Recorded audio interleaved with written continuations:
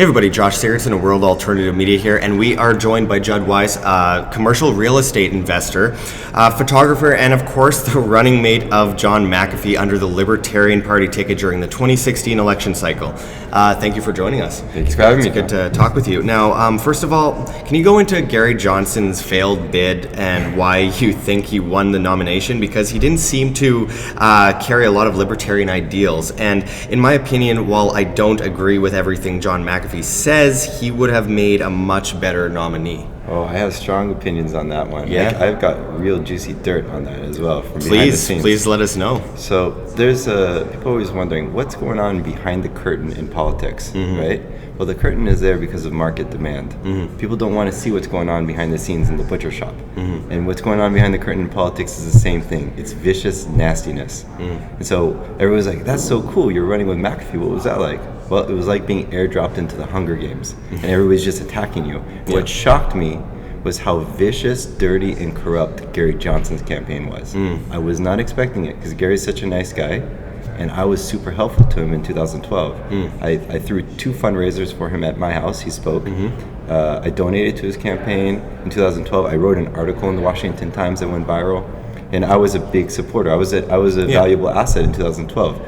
But the campaign was a bit disappointing in 2012, just a little bit lackluster, and he seemed to be even worse in 2016. And so he's just not that dynamic of a character, which is why I jumped ship, because while he does have cred in the scene, he's boring, he's super awkward, and nobody's excited about him, not even his own supporters. Right? And he agrees with Bernie Sanders 73% of the time. He's just weak and lame, and right now we have such.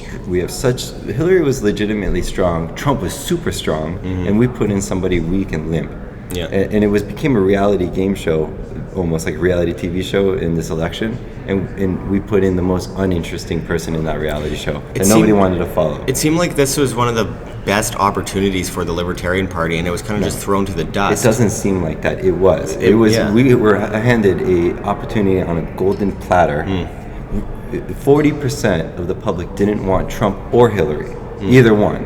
They were desperately looking at other options, and what was really sad is if it wasn't, look, McAfee's not perfect. McAfee would have made his own gaffes and whatnot, but at least he's cool. Yeah. He wouldn't have been so awkward and just embarrassing in that respect. Yeah, I've spoken with him before. He's a great guy, actually. Yeah, he's a great guy. He's a maniac. I will vouch for that. I hope one day I will be half the maniac that McAfee is. I fucking love this guy. But the guy is somebody that people are wondering, what is this guy going to do next? He's really interesting. And what breaks my heart is all I wanted with this campaign, if it wasn't McAfee and all I wanted was, please God, for once in history, can the Libertarians have a cool option? And unfortunately, when people looked at the Libertarian option this election, they're like, that's lame, fuck that. Yeah, and even Libertarians. Even Libertarians, but outside of Liberty Universe, people were like, yeah, what's that about? We're looking for another alternative desperately. And they're like, that's lame. And then that becomes a face of libertarianism, which is really unfortunate. But I really wanted to ask... What I wanted was for people to look at that option and say, that's interesting, what's that about? But unfortunately, we didn't do that. No. So Trump was a legitimate anti-establishment candidate. Gary Johnson ran establishment. And it doesn't make sense for the Libertarian Party to run establishment because we have no established power. No. There's no reason to vote for that. That's not a viable third option. If we're going to be a third option, we need to be distinctly a third option, and an interesting third option. And we removed any reason to vote for Libertarian. We had so much given to us, and one thing I cannot tolerate is that Libertarian Party members are considering this a victory at 4%, because it is the highest we ever got, but that wasn't earned, that was given to us. We were given so much more, we knocked off so much off the table. 4% is what we didn't knock off the table, is the amount that we didn't fuck up.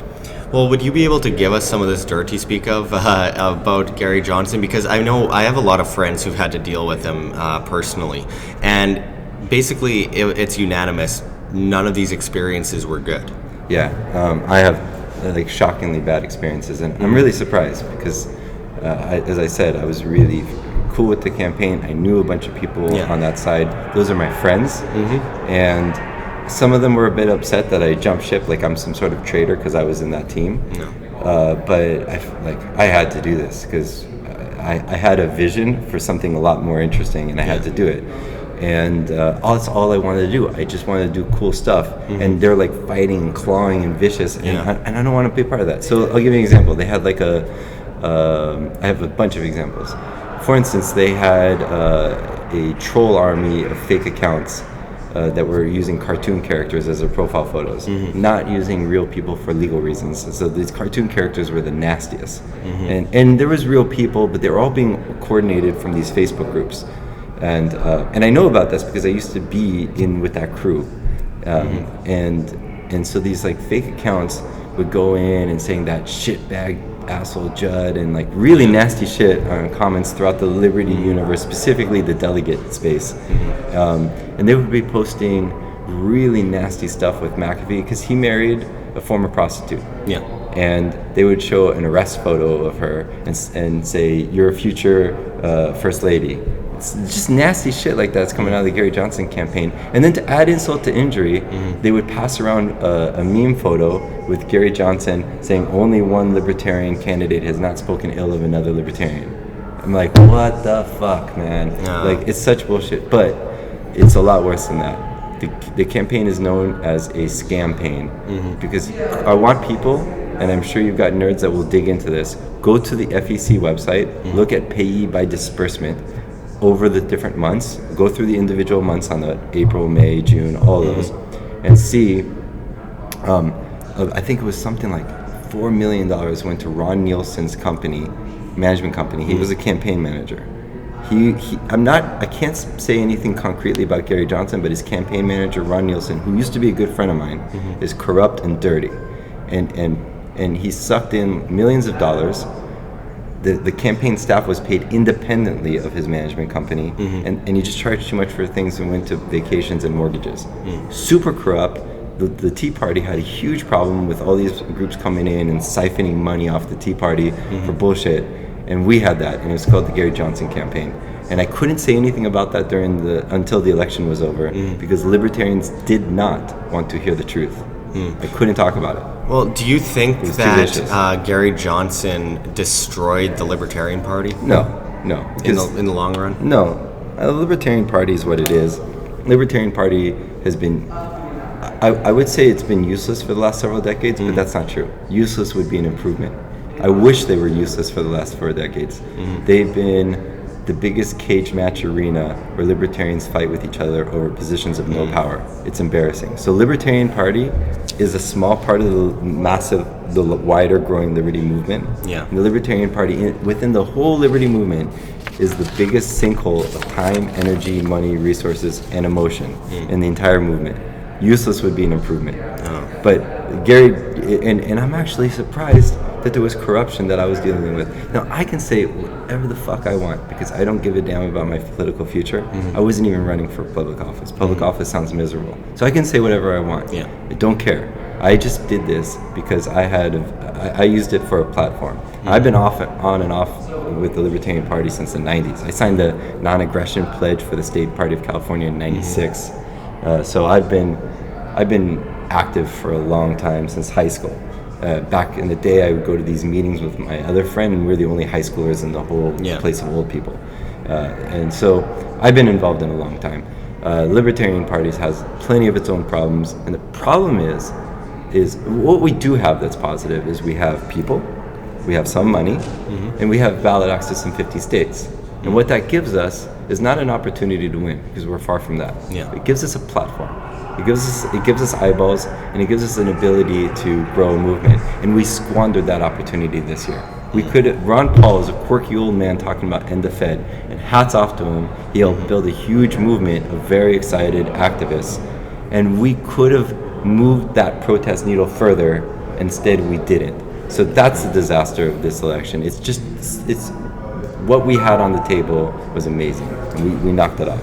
Well, and your counterpart under Gary Johnson, Bill Weld, it's hard to conceive or comprehend how Bill Weld got involved in the Libertarian Party, considering his, I'm not just going to say status views, his more leftist views that he brought to the table, and his gun-grabbing comments and all this kind of stuff, it just doesn't seem to make any sense. Okay, so obviously they went mainstream. They tried to be mainstream. They tried to be establishment, but obviously nobody's interested in people being establishment without any established power. Yeah. So that was useless.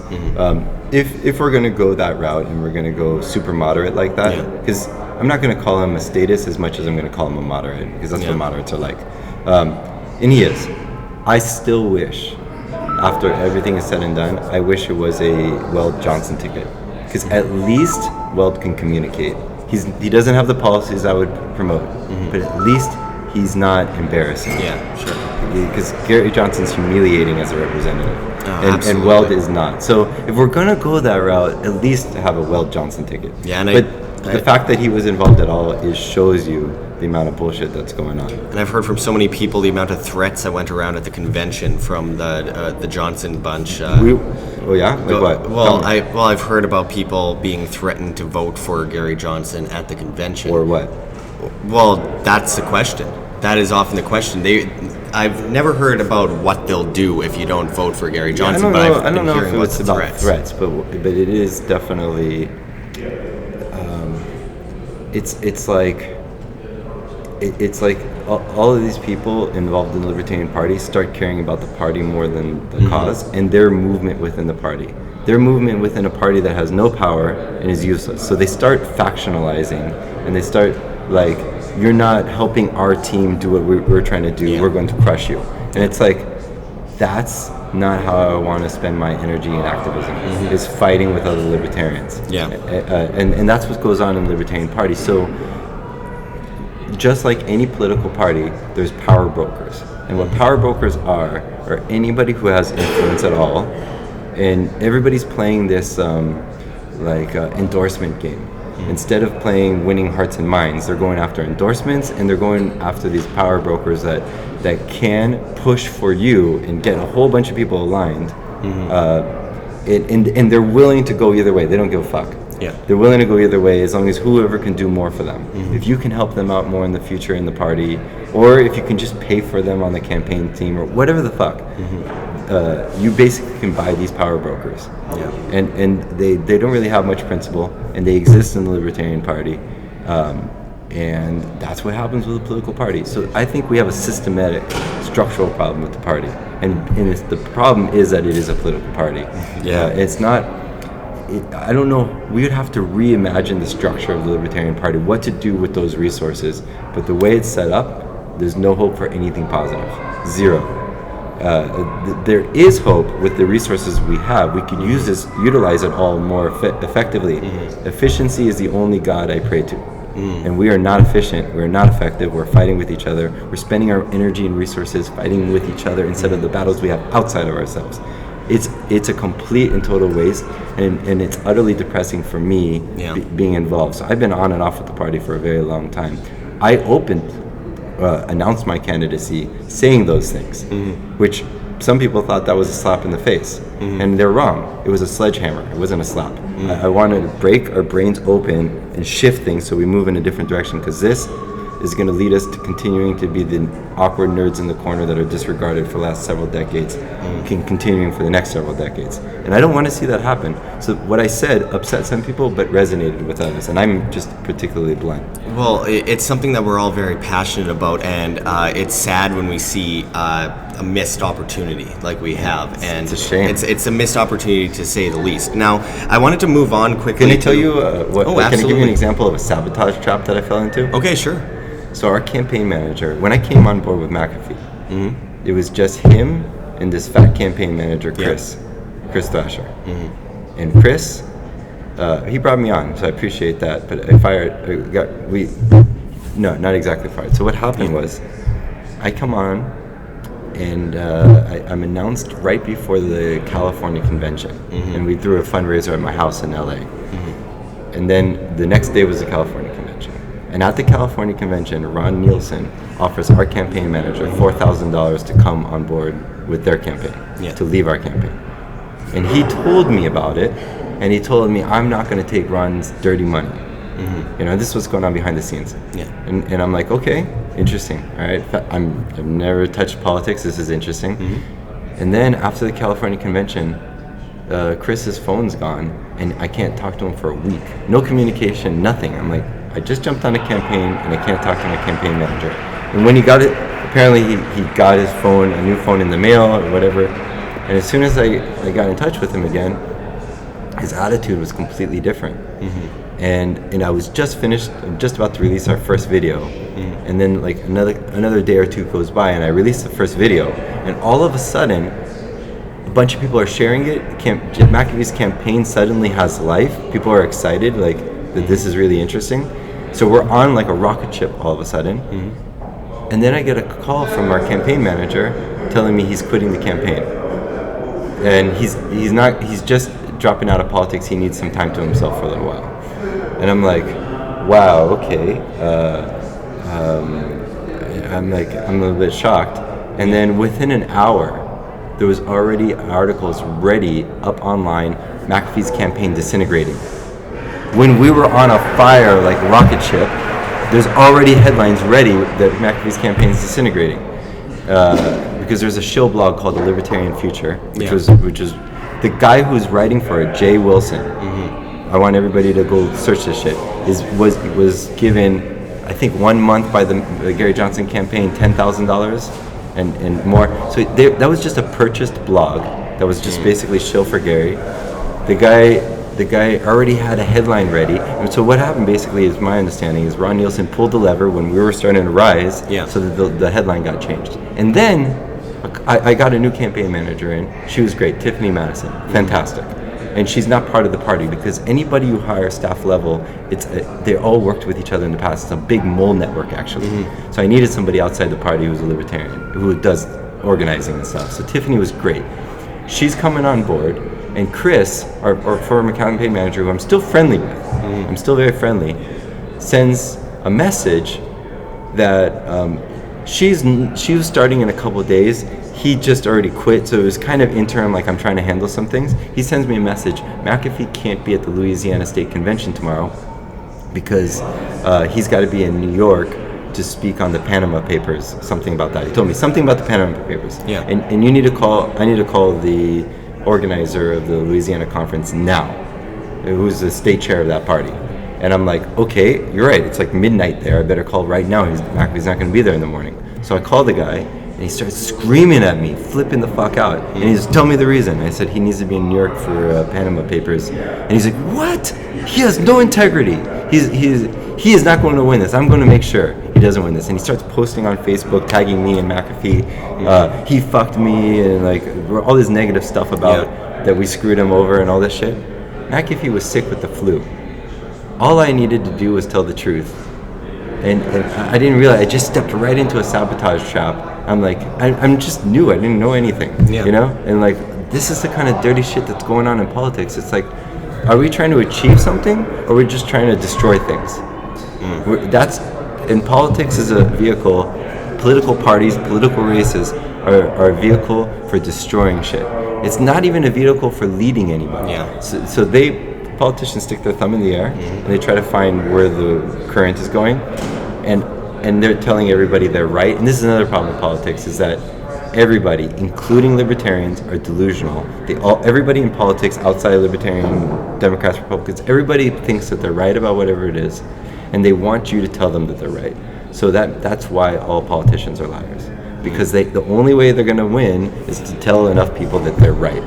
But I wasn't interested in that, because while all the other libertarian candidates were trying to show we are where you guys are, I was out in the jungle with a machete trying to carve a path away from where we are, because where we are is shit. So I was trying to actually lead us to something more interesting. That was my goal. I came in 2 months. I didn't have enough time to build enough support, but that was what I was trying to do, is actually lead. But nobody who's running for office tries to do that. And another thing is that the convention floor was purchased. The hotel rooms and flights for a lot of these delegates were paid for by the Gary Johnson campaign. There's no way they got that kind of money from libertarians. And I was hearing rumors. Where the hell are they getting this money? During the campaign, I was hearing rumors that they're getting it from Democrats that want They want the Libertarians to be a source of weakness for Republicans and Trump. And that's what I heard during the election, during the primary. And then in the general, sure enough, Gary Johnson and Bill Weld were a solid wall against Trump. And they were only saying glowing things about Hillary. Now, I don't have any confirmation, but that was the rumors I was hearing from the inside. That's what I actually believe. Wow. Without solid proof, that is what I was hearing. And the problem is with solid proof in politics is that everybody does whatever they do in politics, they spend more time distancing what they're doing from themselves than what they're actually doing. Everything is wink, wink, nudge, nudge, and 3 degrees removed from them. So it's very hard to nail these things down, unless you're a private investigator, and even then. Well, do you think that the Johnson campaign bought the leadership, basically? They bought the convention. So they bought the vote. Gary Johnson was within the Libertarian Party. A lot of people were furious with Gary Johnson from the last election, from 2012, because Ron Nielsen screwed up a lot of people. There were campaign events that people had set up, not once, but many times, where they set up campaign events, they got people together, and Gary Johnson canceled at the last minute. Well, while even people were en route on their way, made the organizers furious. There were a lot of people within the Libertarian Party who were not happy about Gary Johnson. The people that voted in the convention, I'm hearing from people, at least 30, if not 50% of the delegates, the people that are active in the party have never seen these people there before. And here's another thing. When the vote happened, the day before, there was like a roll call of like 450 delegates. When they had the actual vote for the president, it was 1,050, something like that. So the next day, there was like double the number of people there. And then later that day, when they were voting for the chair of the party, it was like 700 something votes. So like 30% of the crowd had left of the voters. They were just there for that one vote. And most people hadn't even seen a lot of these people before. Sure. So this was purchased, and they just squeaked by. If we had 45 more delegates there, we would have won. So that, anyway, I just gave you some really interesting dirt. And this is something that I believe, and I think it needs to be said. I don't believe in pushing people out of the party or out of the movement. I think we need to be more inclusive, unless they're destructive or they're scamming. And Gary Johnson's campaign manager, Ron Nielsen's not a libertarian. He just comes around every 4 years to get paid. That's a toxic individual that just ruined a massive opportunity for us so that he can pay for vacations and mortgages. It's absolutely tragic, and it can't be tolerated. It's so wrong. You have to do something about those that are trying to co-opt a movement that is so important. It's not even co-op. They're just trying to suck in what they can and fuck it. They don't care. Yeah. They'll leave the damage behind. It would be a crime for me to just allow this to continue. But I don't want to spend my life focusing on this stuff, and I don't want to be in these fights. But that's what's going on. Yeah, but you want to focus on what's next, right? I mean, that's it's always the way it is with people who are liberty-minded, truth-loving individuals. We always look to what's next and how we can change the future for the better. And as you've basically explained, Gary Johnson, he should not be. And another thing, right before. Ron Nielsen wouldn't bother talking to me because, like, I didn't give a shit. I'll just say whatever I want publicly. Yeah. I was basically using my Facebook as a journal for what's going on behind the scenes. So I was like really transparent. Austin's willing to play the game a little bit, so they came to him the night before the vote at the convention, and they offered his campaign team various positions on Gary Johnson's campaign, plus like $50,000, something like that, in order for Austin to drop out the night before the vote. That's the kind of shit that's going on. You can ask his campaign manager about that. This is the kind of dirt happening behind the scenes. They have even more dirt than I do. I think they were going back and forth. And McAfee said, "I won't support Gary Johnson," which was super controversial, and people were flipping out about it. This is why. And there's more. There's more. And Ron Paul said the same thing. He will not support Gary Johnson. Yeah, and it's a shame. And we could have had that. We could have had that. We could have had this huge movement. We could have been exciting. Our whole campaign was focused on youth and doing something exciting. Have you seen the videos? Yes, I have. Yeah, and the logo, everything. We've been playing the same boring game for a long time in politics. I was like, please God, can we speak to a different audience? Can we do something different? and fuck this game. No one's interested in this game anymore. Everyone's like nauseous from this generic political plastic we're all consuming. Can we please, God, speak to a different audience than we keep speaking to? So we weren't targeting Midwest housewives or anybody interested in being comfortable about their politics. We wanted to be a distinctly different option. We were targeting youth. I like to say, okay, here's an important thing. There's a big war in the Libertarian Party between the purists and the moderates. Yeah. The moderates or the purists, I think either one, whoever wins that war, has no viable path for anything positive for the party. I think both sides are totally missing the boat there. The purists, they basically, their whole messaging looks like they just recite the Liberty Engineer Manual. And everything that you say and anybody involved in the party says has to be geared towards their sensibilities, or it's not allowed to be out, or they will fight it viciously. And then there's the moderates, who are trying to connect with people, that's positive, except the way they're trying to do that is to go back to the engineers and like they're like the salesmen that are going to the engineers and saying, make us a weaker, lamer product to sell, which is shit. So ultimately, their model is like, if you have in the market two spreads, I've said this before. If you have cream cheese and butter as an option, what value does a third option of blander butter have on the market? Who wants that? We are going establishment without any established power. There's no reason for that. We need to be distinctly different. And I'm a radical in a certain way, but that's not important. What's important here is introducing people to the ideas. And if you look at the campaigns, just the image. Austin's campaign looks like an 8-year-old discovered Microsoft Paint. Gary Johnson's campaign looked like Republican Party from the 1850s. Yeah. Our campaign looked like it was from the year 3000. Oh, you're absolutely right. It stood out. It was excellent marketing strategy. So it really had distinctly different options, and I wanted to show not only to libertarians that we can do something distinctly different within the party, but I wanted to show that we need to be distinctly different in the general. I went with a cyber theme because McAfee's in cybersecurity. I could have gone with a rocker theme for someone else. Like I was even thinking of Let Life Live and spray paint, and I had totally different concepts too. But I went with a cyber theme, and I just wanted to not look presidential, not look political, look totally different and fresh and new, and because even though we are a third party we're like the underdogs, we're stale and crusty. Yeah. We're boring, we're not interesting, we're lame. And we have to change that. I think we have a great product, but our marketing and sales, if I was going to rate it, I would say about F, maybe lower.